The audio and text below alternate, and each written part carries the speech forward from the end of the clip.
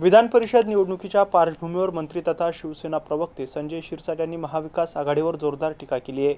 आज 11 जागांसाठी मतदान होत असून महायुतीचे सर्व उमेदवार मोठ्या मताधिक्याने विजयी होतील असा विश्वास त्यांनी व्यक्त केला आहे। दरम्यान चर्चेमध्ये असलेल्या ऑपरेशन टायगर बाबत बोलताना हा संबंधित पक्षाचा अंतर्गत विषय असल्याचं सांगत त्यांचा महायुतीशी कोणताही संबंध नसल्याचं शिरसाट यांनी स्पष्ट केलंय। तसेच या घडामोडींकडे आम्ही तटस्थपणे पाहत असल्याचंही त्यांनी म्हटलंय। विधान परिषदेच्या निवडणुकीचं आज मतदान आहे। सकाळपासून मतदानाला सुरुवात झालेली आहे आणि आम्ही पहिल्यांदाच सांगितलं की आमचे माहितीचे सर्व उमेदवार हे प्रचंड मताने निवडून येणार आहे। माहितीचे असलेले मतदार प्लस इतर मतदार हे सर्वजण एक संघपणे होऊन महायुतीच्या बरोबर उभे आहेत। आज 11 जागावर मतदान होत आहे, म्हणून तुम्हाला 22 तारखेला जेव्हा मतदानाचा निकाल लागेल त्या दिवशी कळेल की या महायुतीने 17च्या 17 जागा, पहिले 6 बिनविरोध झालेल्या आहेत, या 11 सुद्धा प्रचंड मताने निवडून येतील असा आम्हाला विश्वास आहे। सगळं झालंय, पैशाची ताकद नसती, सगळंच वापरून निवडून यायचं, याला काय अर्थ आहे? हे बघा, आता जो जिंकला त्याच्यावर आरोप प्रत्यारोप करणं हे हरलेल्या माणसाचं कामच आहे। म्हणून तुम्हाला निवडणूक लढवता आली नाही।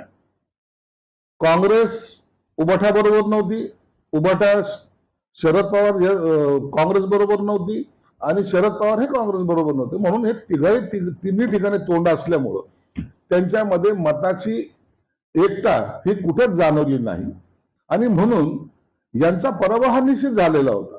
आता याच्यासाठी त्यांनी इतरांना दोष देणे हे योग्य नाही ना। तुमची एकजूट कोणत्या मतदारसंघात होती हे त्यांनी सांगितलं पाहिजे। म्हणून पराभवाला आता तुम्ही इतरांना दोष देण्यापेक्षा तुमची महाविकास आघाडी आता अस्तित्वात राहिली नाही हे मान्य केलं पाहिजे। 2 दिवस 3 दिवस धुमाकूळ सुरू आहे, ऑपरेशन टायगर 6 खासदार फुटणार, तुमच्याकडे येणार आले, तुमच्या काही लोकांकडून प्रतिक्रिया आली की यशस्वी झालं, सत्य काय सांगा? हे बघा, ऑपरेशन टायगरचा आम्ही पहिल्यापासून सांगतोय की आमचा त्यांचा काही संबंध नव्हता। ते त्यांच्या पक्षाच्या अंतर्गत असलेल्या वादाचा हा विषय होता।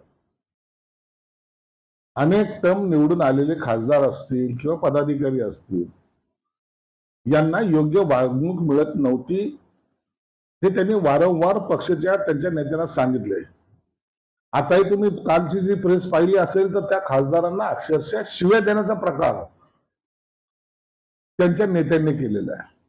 म्हणून ती धुसफूस काही आतापासूनची नाहीये, तर फार पूर्वीपासूनची होती आणि त्याचा स्फोट फक्त काल झालाय। आज त्यांच्या पार्लमेंट कमिटीची काही बैठक त्यांनी आयोजित केलेली आहे, त्याच्यानंतर ते कुठे जातील काय जातील या संदर्भामध्ये माहिती आपल्या समोर येणार आहे। म्हणून आम्ही तुमच्यासारखंच आम्ही सुद्धा तटस्थपणे त्या सगळ्या घडामोडीकडे पाहतोय। त्या 6 खासदारांपैकी 2 खासदारांच्या स्वाक्षऱ्या आहेत, 2 खासदार ठाकरेंकडे येतील असे त्यांना। आता काय घडलंय तिथे आम्हाला काहीच कल्पना नाही। ओम बिर्ला साहेबांकडे कोणी किती सह्याचं निवेदन दिलं त्याच्या संदर्भात आम्हाला माहिती नाहीये। आता जे काही होईल ते मला वाटतं 1 तासाभरानंतर आपल्याला त्याचा निकाल सुद्धा बाहेर येईल।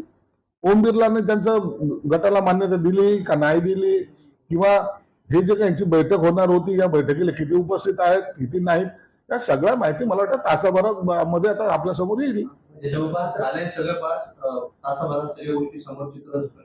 आता वेळ जर 11ची दिली असेल तर 12 पर्यंत सगळं स्पष्ट चित्र व्हायला हवं। खासदार राहिल्यास न आल्यास त्यांचं सदस्यत्व रद्द होऊ शकतं असंही विधान। हे बघा, कायद्याच्या ज्या बाबी आहेत त्या संबंधित जे खासदार आहेत त्यांनाही सुद्धा त्याची जाणीव असेल। कायदा यांनाच कळतो, कायदा त्यांना कळत नाही, अशातला काही भाग नाही। म्हणून जे होईल त्याला तर फेस करण्याची कदाचित त्यांची तयारी असेल। म्हणून आता या विद्वानाने सांगण्यापेक्षा ते खासदार काय निर्णय घ्यायचे ते घेतील।